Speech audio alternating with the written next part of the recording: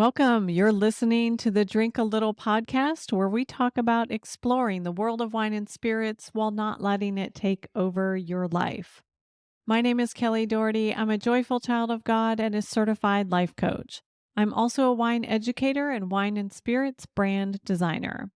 I'll show you how you can navigate your relationship with alcohol and how that mindset spills over into the rest of your life. We'll learn about the world of wine and spirits together, all while bolstering your confidence that you can have boundaries around alcohol and live your most amazing life. So, how this works is we taste a little wine at the top of the episode for the fun of exploring different parts of the world and different taste experiences.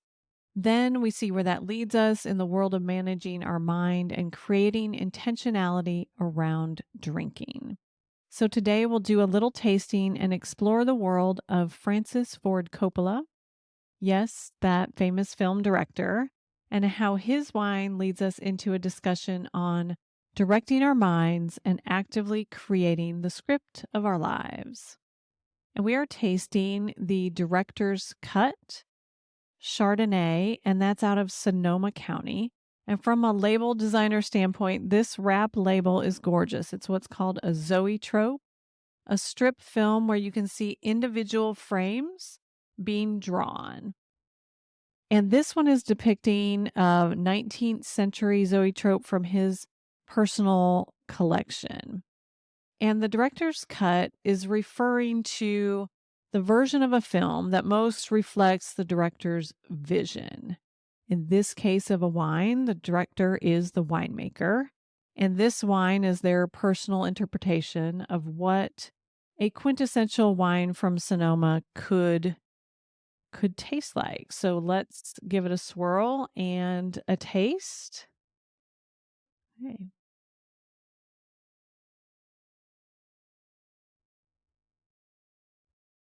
The most prominent flavors I'm getting out of this are like that soft yellow apple. Those are my favorite apples, y'all.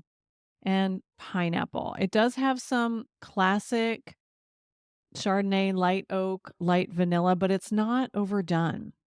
And some people still have a depiction of California Chardonnays in their mind that it's super buttery, very powerful oak. And for many brands, that's really changed in the last 10 years. So this has a delicacy and an easy drinking feel without being overpowered by that oak. So look into this winery, Francis Ford Coppola, if you're interested in film history. He has an amazing property in Sonoma that has a lot of memorabilia from his films, and it's films you may never thought he directed. So it's a really interesting travel stop. But the wine itself, the name Director's Cut, is what got my attention for this episode and leads me into talking today about the director's cut of your life. And I define that as your creative vision for yourself. And most of us, when we look at that movie of our lives, we believe that life is just happening to us. But the truth is, we're actually directing that film at all points in our lives. We are telling our minds, directing our minds, what to think about and what to focus on in every moment. And we think over 60,000 thoughts a day. Yes, guys, you too are thinking 60,000 thoughts a day. And we don't actually think of our minds as separate from us. So we just believe what our mind is offering us. We've heard it before, we've practiced it before, and we've said all the lines. So the more you say things over and over, the more it seems true. But I want you to consider the possibility that those thoughts are coming from a director in your mind, and they're just suggestions. They may not be facts. That director can give a direction based on assumptions about how you've acted in similar situations in the past. And this saves you a little bit of energy on decision making in the moment. This is our lower brain. This is our primal brain trying to help us do things automatically. Because if you had to go through a whole action and decision making process every time you wanted to drive the car out of the driveway, well, that would be terrible. And this lower brain is amazing for those automatic things that we need to be able to do almost in our sleep. You get up and brush your teeth without really even being awake. You might drive to work and not really remember the process of getting there. That's scary, but I'm assuming if that's happened to me on multiple occasions, it's happened to you all at some point. And it's so useful for some instances, like brushing your teeth or getting in the car and automatically knowing the process of driving. But when it comes to our direction and decision making, in the case of this podcast, in regards to alcohol, there are times when we don't want to be on autopilot. We want to be the actor that goes off script on purpose for a specific outcome. And I'll give you an example. I used to have this automatic ingrained belief. I have to drink to have fun. And it doesn't even sound that bad, having fun, right? And I would have a glass of wine and not really feel more fun. People around me encouraged me to have more because they were having more, and I did. And it still wasn't really my definition of fun, but I was on autopilot, believing my brain when it was doing the least amount of work possible to decide what to do next. And so that always ended up with the next glass of wine every time. It was a very unconscious way to spend an evening, and it really wasn't working for me. So I decided to start writing my own life movies. I decided to create my own script, to take a step back and see that I was basing my actions on other people's actions. And the belief that I have to drink to have fun simply wasn't true.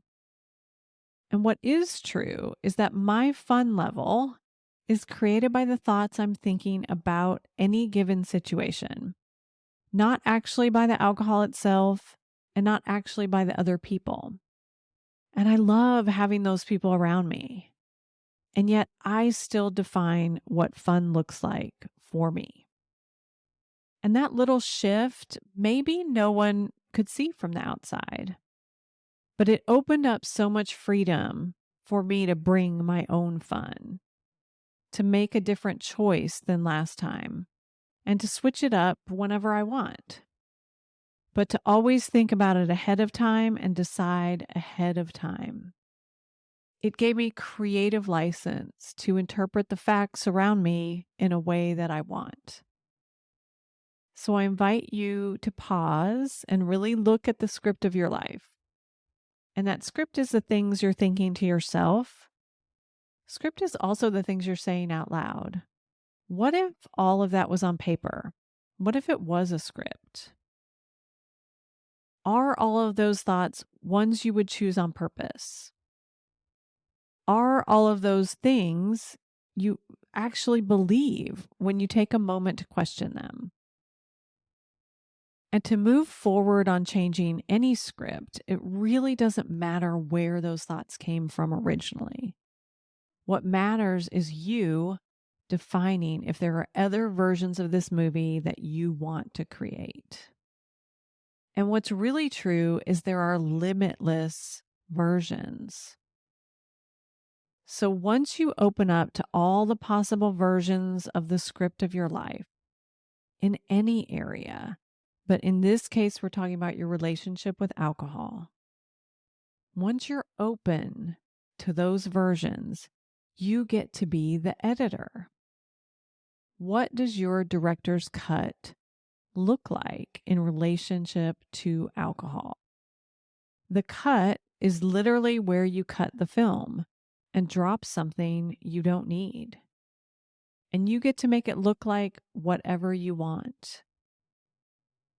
The first steps are honestly looking at the parts of your life and where you are not creating what you want and where you are creating what you want.